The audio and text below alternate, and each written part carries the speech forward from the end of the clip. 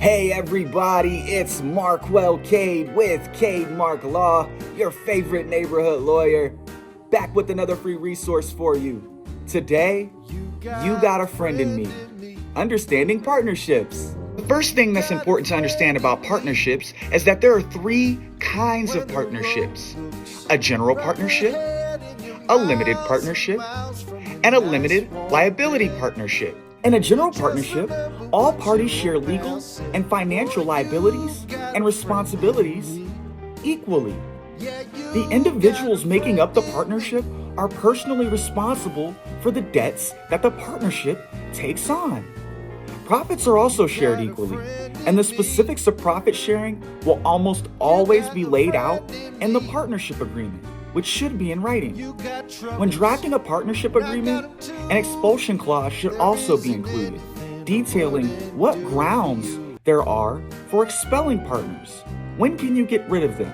When can a partner terminate their partnership? Limited liability partnerships are a common structure for professionals like accountants, lawyers, architects, doctors. This arrangement limits partners' personal liability, so that if, for example, one partner is sued for malpractice, the assets of the other partners are not at risk. There are different rules and requirements in each state for forming limited liability partnerships or LLPs. Check with the lawyer in your state or check your state's requirement on what and who can form LLPs, as you may not be able to. The final kind of partnership is a limited partnership.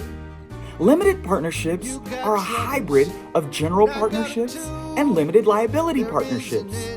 At least one partner must be a general partner who has full personal liability for the partnership's debts and responsibilities for legal things and finances. And at least one other partner must be a silent partner whose liability is limited to the amount invested. This means that for silent partners, if they only invest $20,000 into the business, that's the maximum amount that they can lose. Whereas for a general partner, if they invest $20,000 into the business, they may have additional liabilities that go beyond that $20,000. The silent partner generally doesn't participate in the day-to-day management or operation of the partnership, but they provide financing, income, monetary value to the partnership. Now you may be asking yourself, how is a partnership different from any other business entity organization type, like an LLC or a sole proprietorship or a corporation? Well, a partnership is a way of structuring a business that involves two or more individuals, the partners. Usually it involves drafting a written contractual agreement between them. This written contractual agreement is sometimes called the partnership agreement.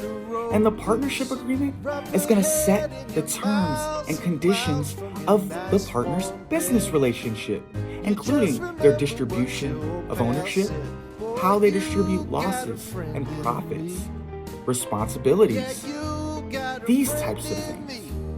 Partnerships are going to be business entity types that you'll want to use when you have a clearly outlined and defined business relationship and responsibility in relation to your partners.